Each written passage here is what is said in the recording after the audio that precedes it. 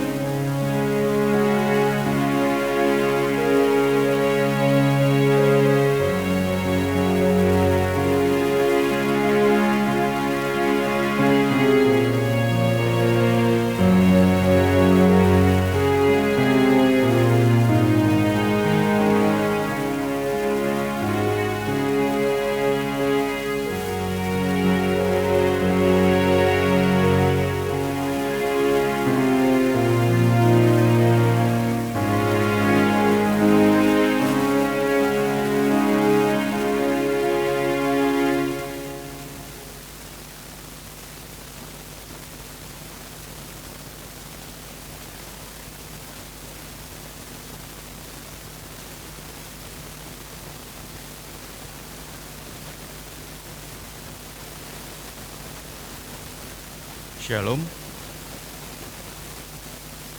Marilah kita bersorak-sorai untuk Tuhan, bersorak-sorak bagi gunung batu keselamatan kita. Biarlah kita menghadap wajah-Nya dengan nyanyian syukur, bersorak-sorak baginya dengan nyanyian mazmur. Jemaat, Bapak Ibu, Saudara-saudari sekalian, dipersilakan berdiri dan kita akan memulai ibadah kita di pagi hari ini dengan bernyanyi dari nyanyian rohani ketiga ayat 1 dan kedua, hormat bagi Allah Bapa.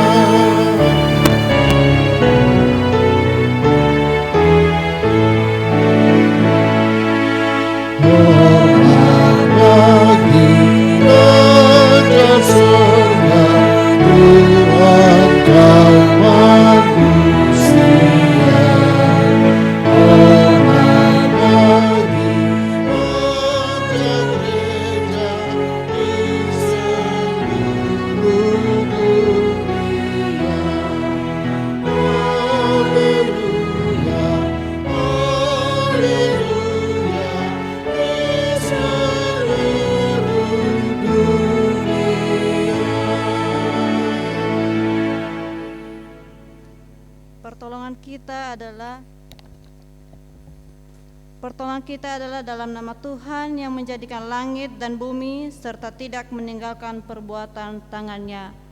Amin. Kasih karunia dan damai sejahtera turun atas saudara-saudara dari Allah Bapa, Tuhan Yesus Kristus dan Roh Kudus. Nyanyian rohani 9 pada ayat yang pertama dan ketiga.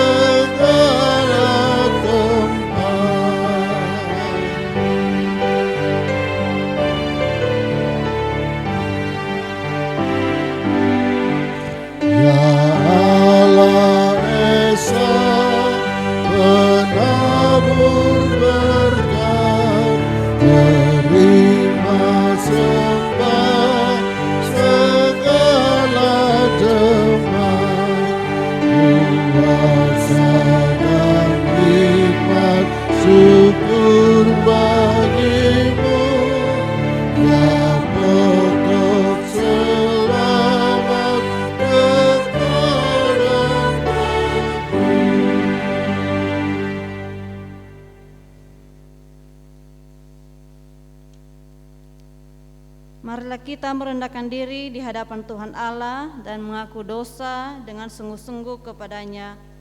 Tuhan itu dekat kepada orang-orang yang patah hati dan Ia menyelamatkan orang-orang yang remuk jiwanya. Mari kita berdoa.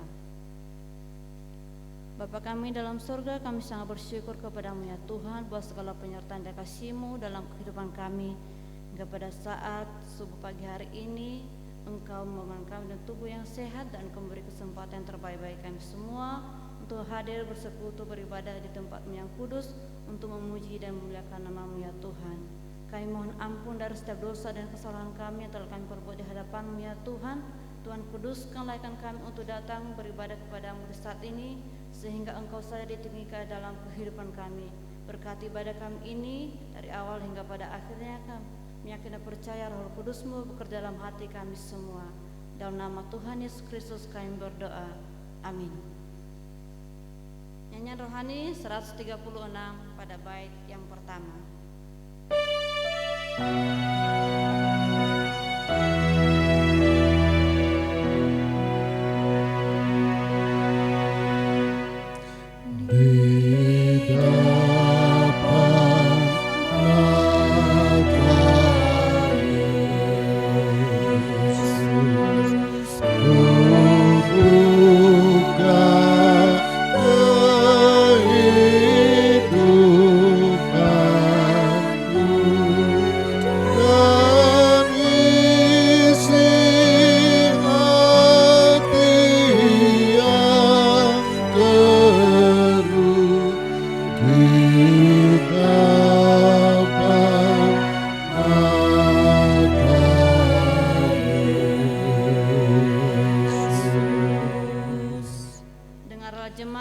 Sabda Tuhan Yesus Kristus kepada semua orang yang sungguh-sungguh mengaku dosanya.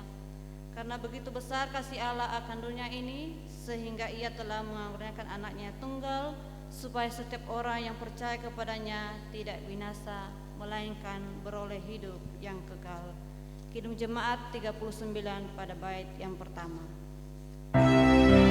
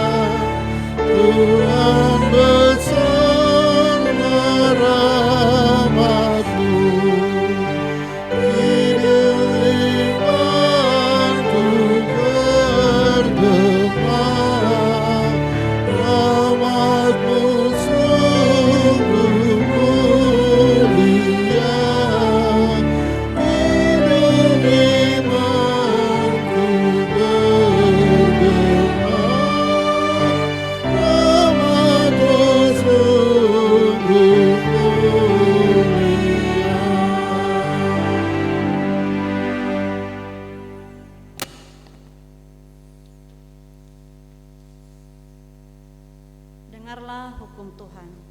Kasihilah Tuhan Allahmu dengan segenap hatimu dan dengan segenap jiwamu dan dengan segenap akal budimu. Itulah hukum yang terutama dan yang pertama. Dan hukum yang kedua yang sama dengan itu ialah kasihilah sesamamu manusia seperti dirimu sendiri. Pada kedua hukum inilah tergantung seluruh hukum Taurat dan kitab para nabi. Matius 22 ayat 37 sampai 40. Jemaat silakan duduk kembali.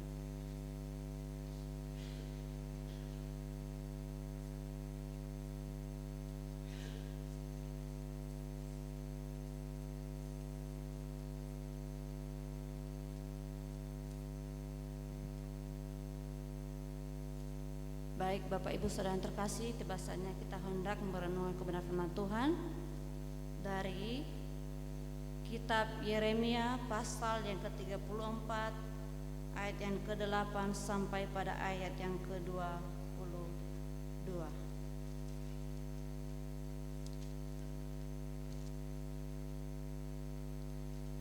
Yeremia 34 ayat yang ke-8 sampai pada ayat yang ke-22.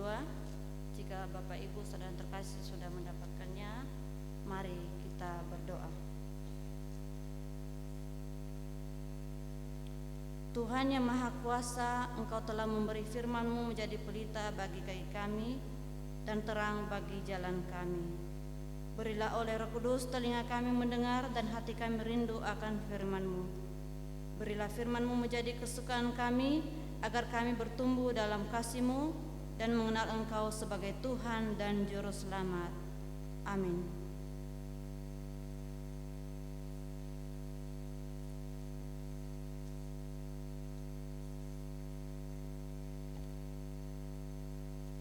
Yeremia 34 pada ayat ke-8 sampai yang ke-22. Beginilah firman Tuhan. Pembebasan budak Ibrani tidak ditepati sesuai dengan perjanjian. Firman yang datang dari Tuhan kepada Yeremia sesudah Raja Zedekia mengikat perjanjian dengan segenap rakyat yang ada di Yerusalem untuk mengumumkan suatu pembebasan. Setiap orang harus melepaskan orang Ibrani yang menjadi budaknya, baik laki-laki maupun perempuan, sebagai orang merdeka, sehingga tidak ada lagi seorang pun yang memperbudak saudaranya orang Yehuda. Semua pemuka dan segenap rakyat yang ikut serta dalam perjanjian itu setuju bahwa setiap orang akan melepaskan budaknya laki-laki dan budaknya perempuan sebagai orang merdeka, dan tidak ada lagi yang memperbudak mereka. Orang-orang itu menyetujuinya lalu melepaskan mereka. Tetapi sesudah itu mereka berubah pikiran. Mereka mengambil kembali budak-budak lelaki dan perempuan yang telah mereka lepaskan sebagai orang merdeka itu dan menundukkan mereka menjadi budak laki-laki dan budak perempuan lagi. Lalu dari Tuhan datanglah firman-Nya kepada Yeremia, bunyinya, beginilah firman Tuhan Allah Israel, aku telah mengikat perjanjian dengan nenek moyangmu pada waktu aku membawa mereka keluar dari tanah Mesir, dari tempat perbudakan isinya. Pada akhir tahun ke-7 kamu masing-masing harus melepaskan saudaranya orang Ibrani yang sudah dijual kepadamu. Ia akan bekerja padamu selama 6 tahun, kemudian engkau harus melepaskan dia sebagai orang merdeka. Tetapi nenek moyangmu tidak mendengarkan aku dan tidak mengarahkan telinganya kepadaku. Hari ini kamu telah bertobat dan melakukan apa yang benar di mataku, karena setiap orang mengumumkan pembebasan kepada saudaranya, dan kamu telah mengikat perjanjian di hadapanku di rumah yang dinamai menurut namaku. Tetapi kamu telah berubah pikiran dan telah menajiskan namaku. Kamu masing-masing telah mengambil kembali budaknya laki-laki dan budaknya perempuan yang telah kamu lepaskan sebagai orang merdeka untuk hidup sesuai dengan keinginannya. Kamu telah menundukkan mereka supaya mereka menjadi budakmu laki-laki dan budakmu perempuan lagi. Sebab itu beginilah firman Tuhan, kamu tidak mendengarkan aku bahwa setiap orang harus mengumumkan pembebasan kepada sesamanya dan kepada saudaranya. Oleh sebab itu, aku mengumumkan bagimu pembebasan. Demikianlah firman Tuhan, untuk diserahkan kepada pedang, sampar, dan kelaparan. Aku akan membuat kamu menjadi momok bagi semua kerajaan di bumi.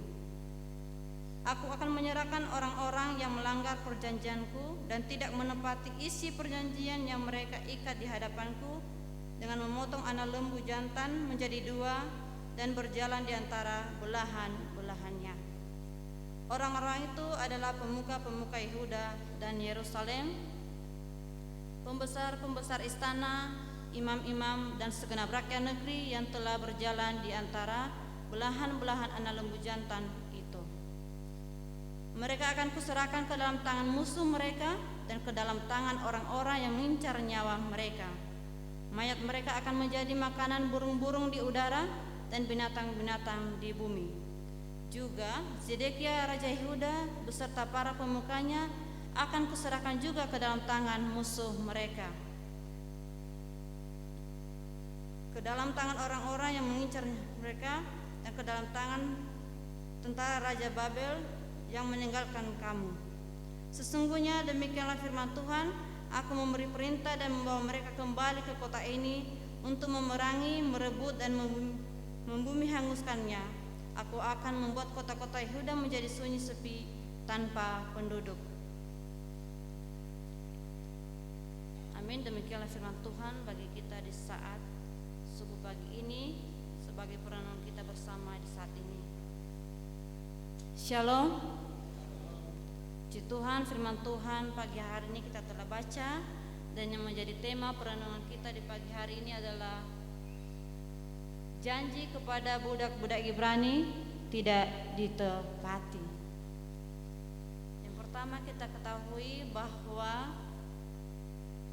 soal janji telah kita dengar selama bulan September, bahkan di minggu pertama Oktober juga janji sudah kita renungkan bersama, yaitu tentang nazar. Nazar itu sama dengan janji.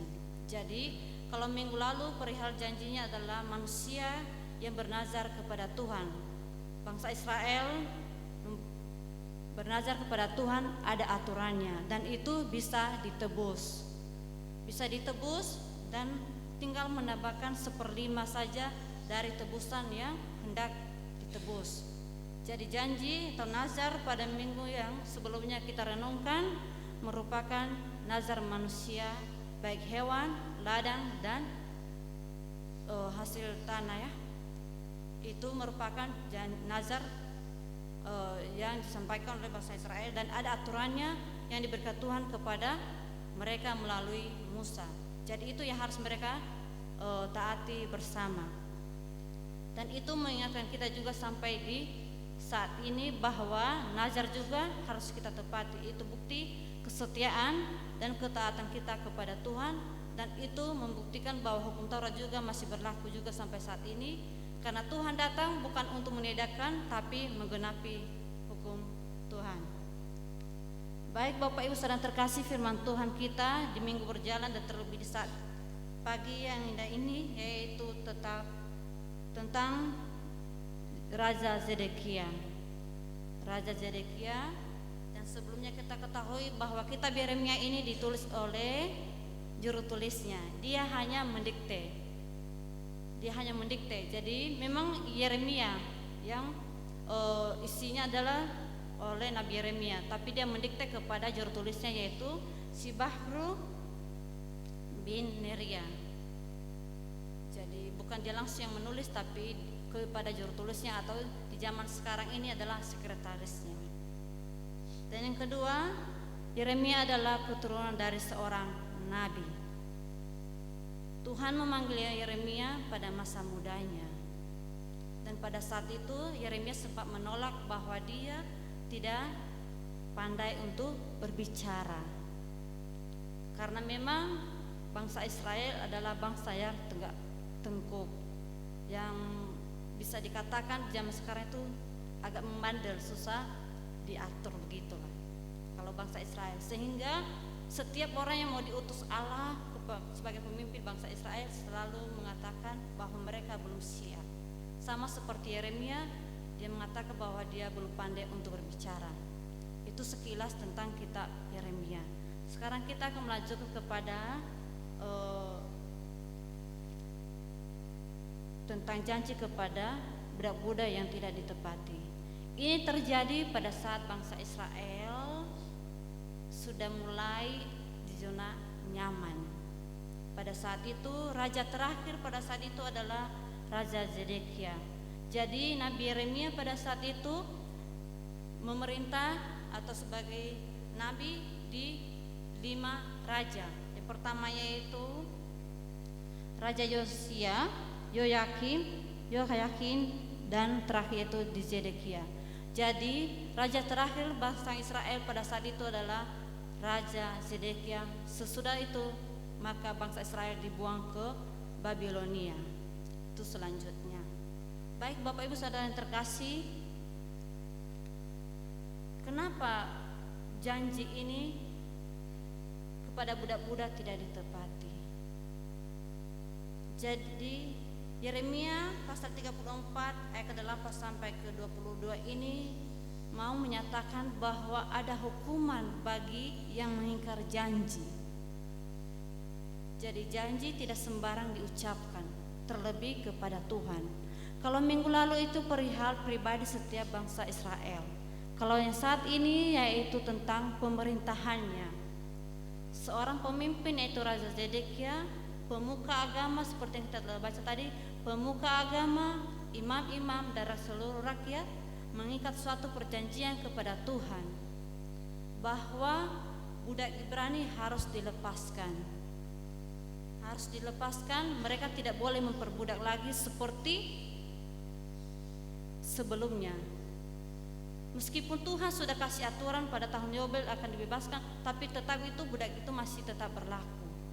Sehingga ada perjanjian ini, dan sungguh luar biasa Zedekia ini. Di ayat 15 tadi dikatakan bahwa Tuhan memuji, firman Tuhan datang kepada Yeremia sampai kepada Zedekia bahwa Tuhan menilai bahwa Raja Zedekia itu bertobat. Bangsa Israel itu bertobat. Dengan cara apa? Mereka mau mengikat perjanjian bahwa mereka tidak akan memperbudak lagi sesama mereka, yaitu orang Ibrani. Tetapi janji itu hanya sebentar saja. Sama seperti janji kita sebagai manusia. Janji kita kepada sesama itu kayaknya susah aja, yang langgeng ya, seperti mau memisahkan itu yang suami istri. Tapi kalau janji sebatas manusia mungkin ada yang ditepati, ada yang tidak. Demikianlah Raja Zedekia ini. Karena sebelumnya Raja Zedekia ini, pada saat sebelumnya ini, kenapa terjadinya hukuman? Karena Raja Zedekia ini kan bangsa Israel ini sudah di bawah pemerintahan Babilonia, Raja Nebukadnezar. Kalau kita baca di ayat sebelumnya. Tetapi Raja Zedekia dan pemuka para agama tidak merasa nyaman. Sama seperti kita saat ini. Kalau kita dipimpin, kita juga mulai tidak rasa nyaman. Tidak rasa nyaman dengan cap seperti itu bahwa bangsa Israel harus di bawah pemerintahan Babilonia. Sehingga Raja Zedekia dan para pemuka agama mau berkonspirasi dengan Mesir. Mesir pada saat itu yang mau melawan Babilonia. Tetapi pada akhirnya Babilonia tetap mengepung Israel dan akhirnya kalah. Dan itulah yang terjadi sehingga janji ini dan penghukuman itu terjadi kepada bangsa Israel. Di ayat ke-8 sampai ke ayat 11 itu mau mengantarkan kita bahwa sangat luar biasa Raja Zedekia, pemuka agama, imam-imam mau membebaskan para budak. Itu mengikat satu perjanjian itu di rumah Tuhan, di bait Allah. Makanya Tuhan katakan, kamu telah menajiskan namaku, sehingga ada hukuman. Artinya bahwa kita mengikat perjanjian di rumah Tuhan itu harus benar-benar menguji kesetiaan bangsa Israel dan ketaatan mereka kepada hukum Musa dan kepada Tuhan. Bukan hanya kepada sesama mereka, tetapi kepada Tuhan. Jadi mengikat perjanjian dengan Tuhan, di hadapan Tuhan, di rumah Tuhan, itu pasti ada konsekuensinya. Tapi di ayat 11 dikatakan, sesudah itu mereka berubah pikiran. Mereka berubah, berarti membebaskan budak-budak ini hanya sebentar. Kita tidak tahu berapa lama, tapi itu dikatakan hanya sebentar. Sehingga pada selanjutnya mereka semua tadi yang menjadi budak itu diambil kembali. Kalau di sebelumnya itu kan ditebus ya, atau di tahun ke-7 dibebaskan. Tapi ini Raja Zedekia dibebaskan semua tanpa uang tebusan. Tapi itu hanya berlaku sebentar. Akhirnya mereka ditarik kembali jadi budak, baik laki-laki maupun perempuan. Setelah mereka mengambil kembali budak-budak itu, akhirnya Tuhan berfirman kepada Nabi Yeremia. Tuhan memakai Nabi Yeremia untuk mengingatkan Raja Zedekia, pemuka agama, imam-imam dan seluruh rakyat, bahwa apa yang telah dijanjikan Tuhan kepada bangsa Israel pada saat itu yang telah kita baca tadi di ayat 12, bahwa aku telah mengikat perjanjian dengan nenek moyang pada waktu aku membawa mereka keluar dari tanah Mesir, dari tempat perbudakan. Artinya bahwa Tuhan telah berjanji bahwa tidak boleh ada lagi namanya perbudakan.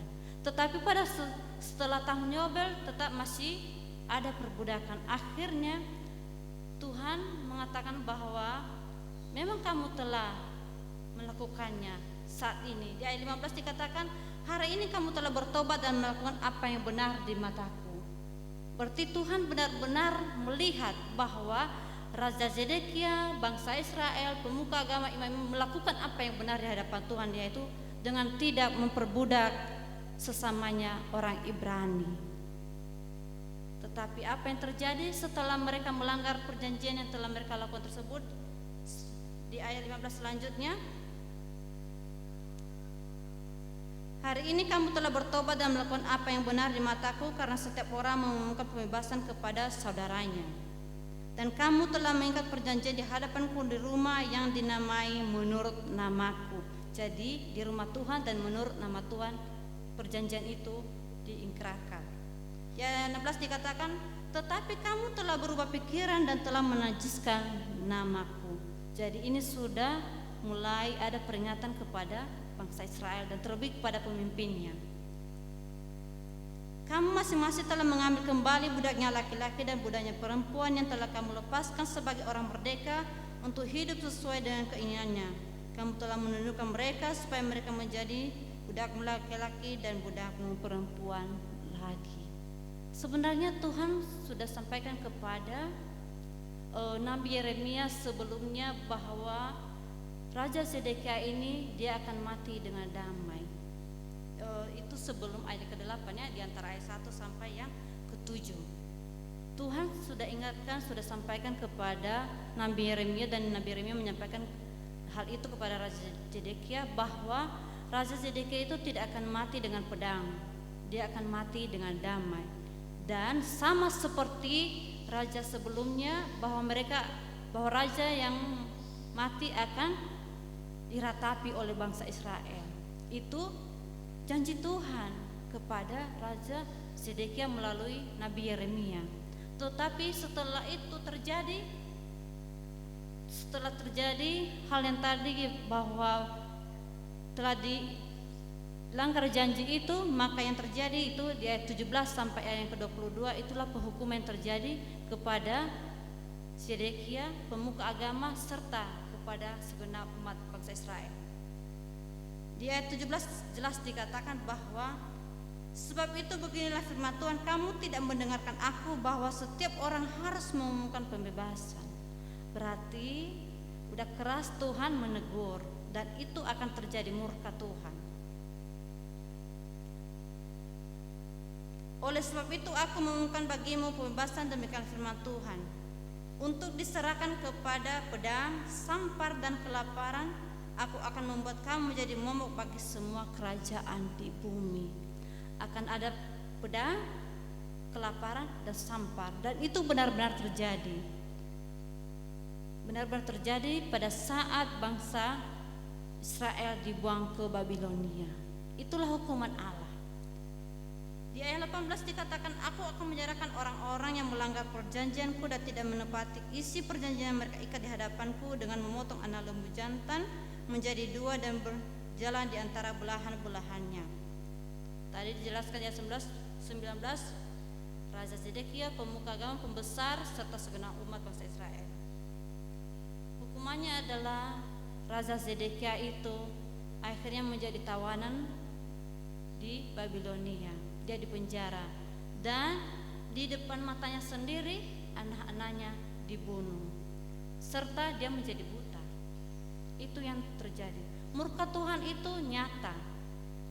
Ketika Tuhan sudah sampaikan perintah dan sudah menyampaikan janji, ketika bangsa Israel itu melanggar maka ada konsekuensinya. Hal itu pun akan terjadi dalam kehidupan kita di saat ini. Tanpa kita sadari bahwa janji-janji yang kita berikan kepada Tuhan, ya mungkin orang lain tidak dengar. Kita mungkin tidak sampaikan kepada suami istri, anak-anak, orang tua, pada siapapun kita tidak pernah sampaikan. Mungkin dalam hati kita sendiri, ketika kita mengalami pergumulan, kita menyampaikan janji kepada Tuhan, kita mengikat suatu perjanjian yang memang atas nama Tuhan. Kan kita berdoa nih untuk membuat perjanjian dengan Tuhan. Tapi ketika kita mengingkarinya, tidak seperti yang lalu-lalu bisa ditebus. Tapi ini langsung ada murka Tuhan. Murka Tuhan itu seperti kepada Raja Zedekia, bukan hanya kepada satu orang. Artinya bahwa kita sebagai orang percaya saat ini, bagaimana kita posisi kita saat ini berada, baik dalam dunia pekerjaan, baik dalam jabatan apapun kita ada, baik dalam kelompok apapun, dalam kelompok peribadatan kita saat ini di bawah pimpinan GKI, kita akan menjadi suatu berkat. Tuhan pakai kita di mana saja. Mungkin beberapa di antara kita bisa menjadi pemimpin dalam satu kelompok. Diingatkan firman Tuhan bagi kita semua saat ini, bukan hanya kepada sebagai pemimpin, tapi kepada kita semua saat ini, bahwa sebagai seorang pemimpin harus benar-benar mengingat janjinya. Kalau kita lihat di zaman saat sekarang ini, kalau janji-janji di maaf kata di bagian pemerintahan, mungkin akan menjadi anggota dewan dan menjadi pemimpin lah, begitu banyak janji kepada masyarakat. Setelah duduk di jabatan tersebut, masyarakatlah yang tahu apakah itu ditepati atau tidak. Itu pemimpin. Artinya bahwa seorang pemimpin itu harus benar-benar mempunyai keteguhan hati kepada Tuhan. Tidak boleh bimbang. Seandainya pemuka agama, rakyat, dan para imam mengingkar janji, tapi seorang pemimpin mempunyai hak. Mempunyai hak apakah itu bisa atau tidak. Artinya bahwa kita juga dalam hidup ini kita harus bisa mengambil keputusan.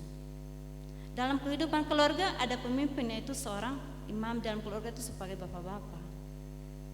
Tapi kita sebagai yang dipimpin juga harus mau mengikuti arahan, mengikuti aturan dari setiap yang memimpin kita. Itu dalam kehidupan kita sehari-hari. Mau mengingat kita bahwa firman Tuhan ini tidak hanya berlaku kepada bangsa Israel. Dan itu hukuman itu benar-benar terjadi. Mereka dibuang ke Babilonia. Bangsa Israel dibuang ke Babilonia. Sudah sering kita dengar sekian tahun mereka diperbudak. Dan raja terakhir itu Raja Zedekia, setelah itu sudah berubah total. Artinya bahwa janji yang Tuhan berikan kepada bangsa Israel itu sebenarnya tidak janji yang biasa-biasa aja, hanya bisa diucapkan tapi tidak ditepati. Kalau Tuhan tetap ingat janjinya, demikian juga kepada kita di saat ini. Janji apapun yang Tuhan sampaikan melalui firman-Nya, yang kita dengar, kita imani, Tuhan pasti tepati. Tinggal kita sebagai orang percayanya, apakah kita mau berpegang pada janji itu atau tidak. Itu mau menyatakan kepada bangsa Israel bahwa ketaatan akan perintah Tuhan itu tidaklah embel-embel yang biasa-biasa aja. Tidak hanya dengan kata-kata, tidak hanya dengan perbuatan yang sia-sia saja, tanpa memperhitungkan apa yang akan terjadi. Hukuman Allah itu sungguh nyata bagi setiap orang yang melanggar janjinya. Demikian juga kita. Mungkin kalau kita ulang pikir kehidupan kita sebelumnya, bisa saja mungkin terjadi dalam hidup kita. Bagaimana konsekuensi janji kita kepada Tuhan yang kita tidak tepati. Tanpa kita sadari hal itu terjadi. Sama seperti halnya dengan bangsa Israel. Dan tadi dikatakan penyakit sampar, kelaparan, dan pedang. Dan itu benar terjadi. Raja Zedekia menjadi tawanan. Bangsa Israel menjadi diperbudak oleh Babilonia. Itu sungguh benar terjadi. Di ayat 22 dikatakan, sesungguhnya demikianlah firman Tuhan, aku memberi perintah dan membawa mereka kembali ke kota ini untuk memerangi, merebut dan membumi hanguskan. Aku akan membuat kota-kota Yehuda menjadi sunyi sepi tanpa penduduk. Jadi kota Yehuda atau kota Yehuda ini kota Yerusalem ya. Ibu kotanya Yerusalem pada kerajaan saat itu benar-benar hancur. Jadi kota yang dibangun, yang dipimpin oleh Tuhan melalui para raja-raja sebelumnya, hanya karena soal mengingkar janji, akhirnya hukuman itu benar-benar terjadi, menjadi tandus, sepi kota itu. Karena apa? Mereka sudah diangkut semua ke Babilonia. Hal apa yang perlu kita pelajari dari firman Tuhan di saat pagi hari ini? Yang pertama, janji kepada Tuhan jangan pernah kita ingkari. Baik janji kita sebagai suami istri kepada Tuhan, baik janji kita dalam melayani, baik janji kita dalam pekerjaan, itu kan kita doakan bersama. Mungkin ini satu cerita ya. Saya tidak tahu Bapak Ibu sekalian atau mungkin ada yang sama dengan hal ini. Ketika kita mau ke dalam suatu pekerjaan contohnya, kan ada biasa kontrak perjanjian ya. Mau dia PNS mau dia pegawai swasta, apa kan ada perjanjiannya. Itu ketika dilanggar pasti kan ada konsekuensinya.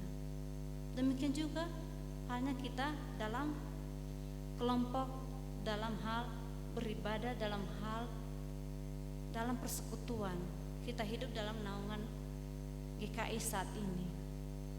Bagaimana kita mau menepati janji kita bahwa ketika kita masuk ke dalam kelompok GKI, maka hal-hal apa yang tertera dalam aturan GKI tetap kita harus ikuti. Kita tidak boleh langgar. Karena konsekuensinya kita akan dikeluarkan. Cepat kan, mudah, itu yang paling simpel. Bagaimana kita kalau dalam kehidupan pekerjaan, demikian juga mungkin kasih 1, 2, 3 dulu peringatan, sama seperti tadi kasih peringatan. Tapi ketika kita sudah melakukan hal yang fatal, pasti akan dikeluarkan juga, ada konsekuensinya. Demikian halnya kita kepada Tuhan. Mungkin Tuhan kan tidak tahu, Tuhan kan maha adil, penuh kasih. Ketika kita datang berdoa kepada Tuhan, mengaku kesalahan kita, Tuhan pasti ampuni. Betul, itu Tuhan ampuni.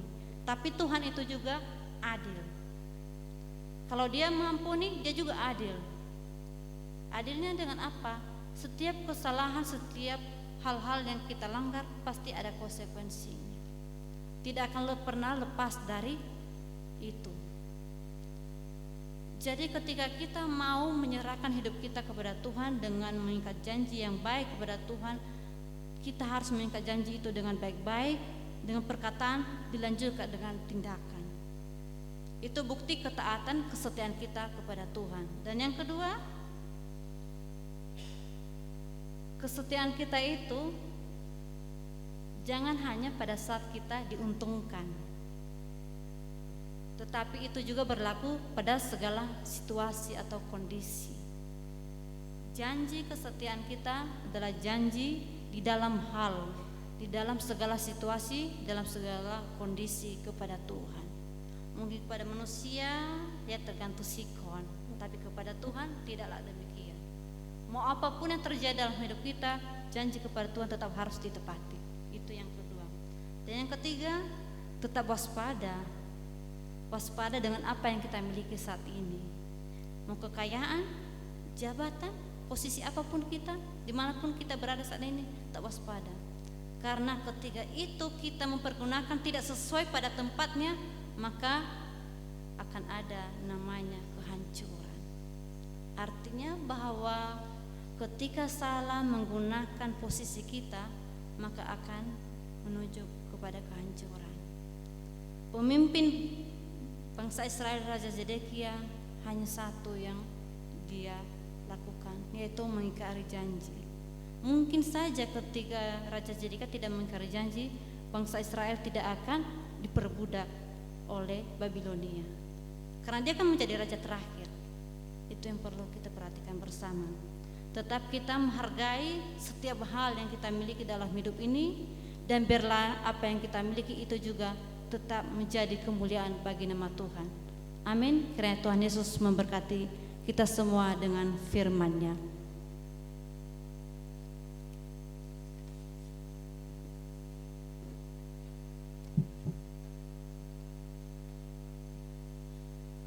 Saat ini diberikan kesempatan kepada unsur PAM untuk menaikkan pujian kepada Tuhan.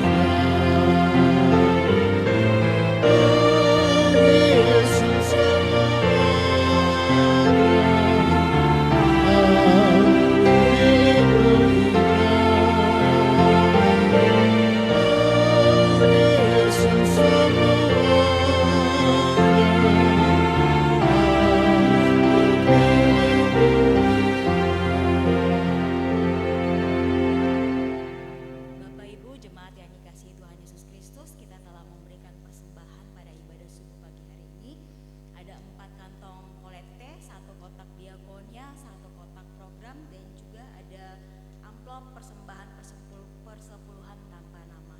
Doa persembahan akan dibawakan langsung dari mimbar.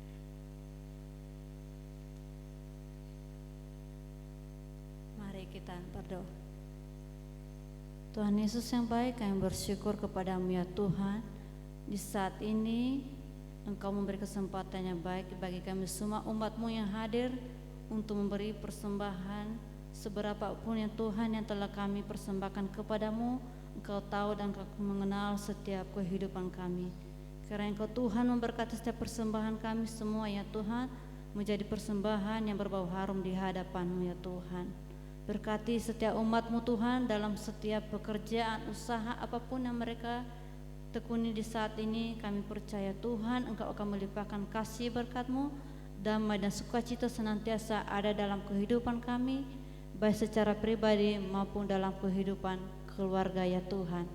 Begitu juga dengan Tuhan, seorang yang tanpa menyebutkan nama membawa persepuluhan sebagai rasa terima kasih bahwa itu adalah hak-Mu ya Tuhan. Tuhan berkati kehidupan umat-Mu ya Tuhan dengan limpahan kasih-Mu dimanapun dia menekuni segala hal, baik dalam pekerjaan usaha apapun itu bentuknya ya Tuhan. Berkati Tuhan hamba-hamba-Mu yang akan mengelola persembahan ini sehingga dapat dikelola dengan baik. Beri roh takut Tuhan dalam mengelolanya Tuhan, sehingga dapat dikelola, dapat dipergunakan dalam mendukung pelayanan baik di jemaat kami di GKI Bethlehem Kuala Kencana, Klasis bahkan sampai di Sinode Gereja GKI di Tanah Papua ya Tuhan. Engkau senantiasa memberkati kami semua yang telah memberikan dan demikian juga yang akan mengelola persembahan ini. Dalam nama Tuhan Yesus Kristus kami berdoa. Amin.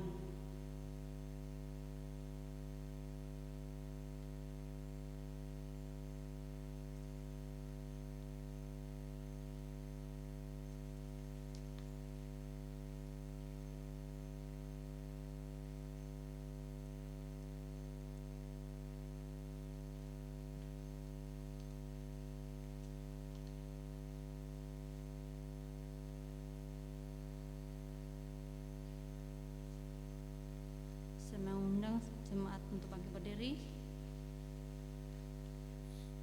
Kita akan mengakui iman percaya kita kepada Tuhan. Dalam persekutuan dengan gereja Tuhan dari segala zaman dan di segala tempat, kita mengaku bersama-sama kepercayaan kita sesuai dengan pengakuan iman rasuli. Aku percaya kepada Allah Bapa yang Maha Kuasa, Khalik langit dan bumi, dan kepada Yesus Kristus, anaknya yang tunggal Tuhan kita, yang dikandung daripada Roh Kudus, lahir dari anak darah Maria, yang menderita di bawah pemerintahan Pontius Pilatus, disalibkan, mati dan dikuburkan, turun ke dalam kerajaan maut. Pada hari yang ketiga, bangkit pula dari antara orang mati, naik ke surga, duduk di sebelah kanan Allah Bapa yang Maha Kuasa, dan akan datang dari sana untuk menghakimi orang yang hidup dan yang mati. Aku percaya kepada Roh Kudus, gereja yang kudus dan am, persekutuan orang kudus, pengampunan dosa, kebangkitan daging, dan hidup yang kekal. Nyanyian rohani 118 pada ayat yang pertama.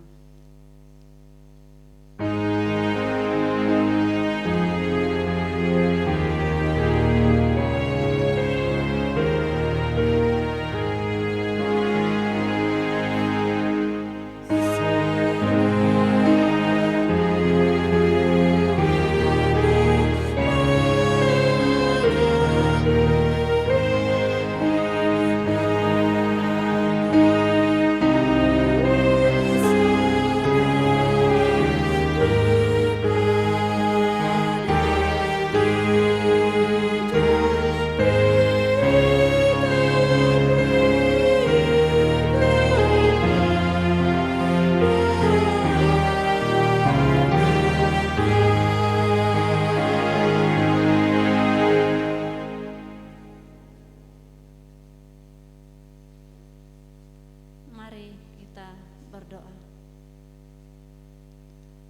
Bapa kami dalam sorga, kami sangat bersyukur buat cinta kasih-Mu yang senantiasa dalam hidup kami ya Tuhan. Tidak henti-hentinya kami mengucap syukur buat perbuatan kasih-Mu sungguh nyata dalam kehidupan kami sampai di saat ini ya Tuhan.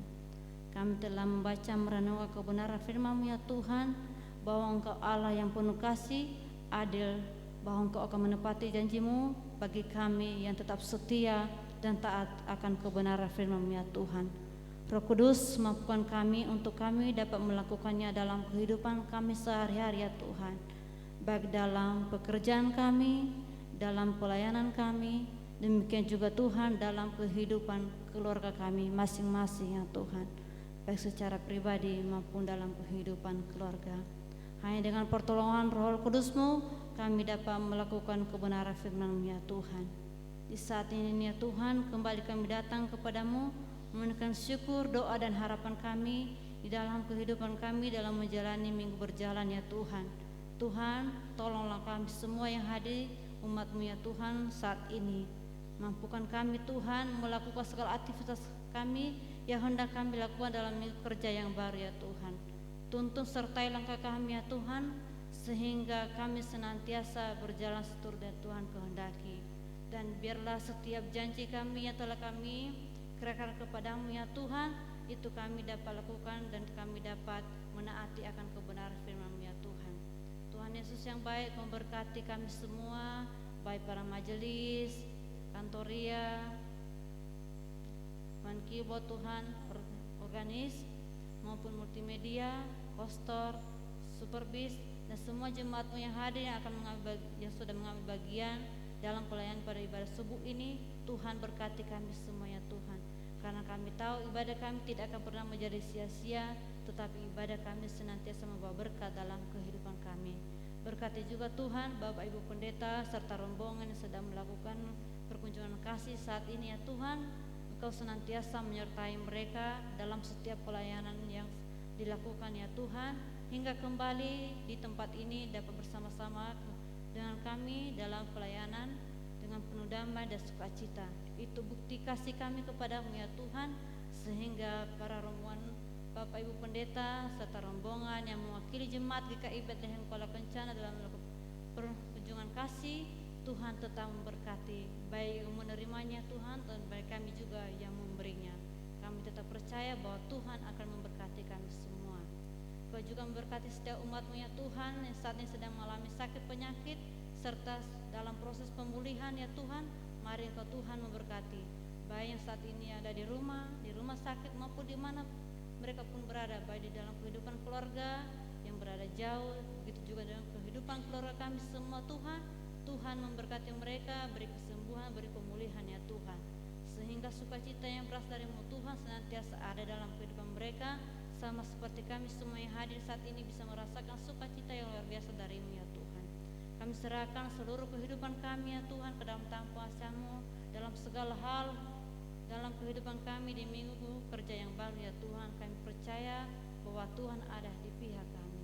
Berkati juga Tuhan ibadah sebentar di jam 9 dan ibadah sore. Tuhan menyatakan kasih-Mu, memberkati ya Tuhan para pelayan serta umat-Mu ya Tuhan, sehingga nama Tuhan dipuji dan ditinggikan ya Tuhan. Hendak kami mengakhiri ibadah kami ini ke dalam tangan pengasihan-Mu ya Tuhan. Berkati kami semua ya Tuhan. Biarlah firman-Mu Tuhan kami dapat bawa dalam kehidupan kami, baik secara pribadi maupun keluarga, dengan damai dan sukacita. Tidak hanya tinggal di tempat ini ya Tuhan, tetapi itu tetap menyertai langkah kehidupan kami. Terpuji nama-Mu ya Tuhan. Ampuni dan kuduskan layakan kami, dalam nama Tuhan Yesus Kristus kami berdoa. Amin. Kita akan mengakhiri ibadah kita di saat ini. Kita bernyanyi dari nyanyian Kidung Jemaat 362 pada ayat yang pertama dalam keadaan duduk, ayat yang kedua dalam keadaan berdiri. Hendak kita menerima berkat.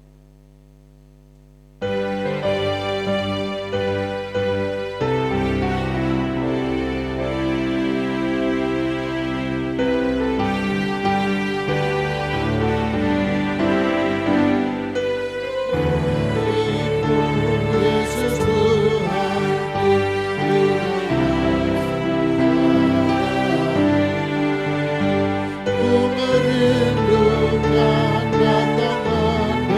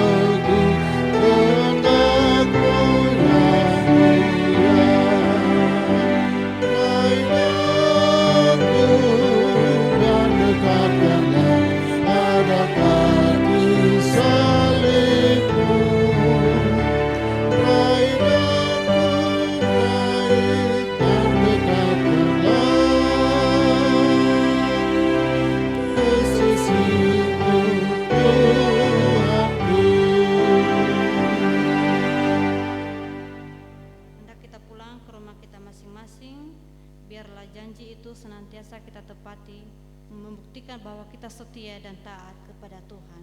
Terimalah berkat dari Tuhan.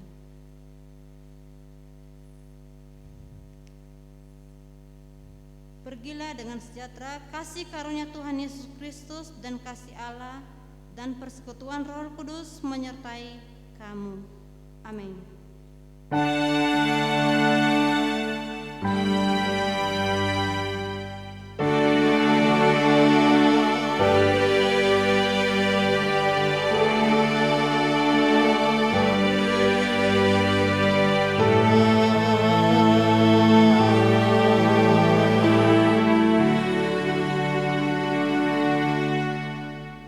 Ibadah kita selesai, dipersilakan duduk kembali untuk saat teduh.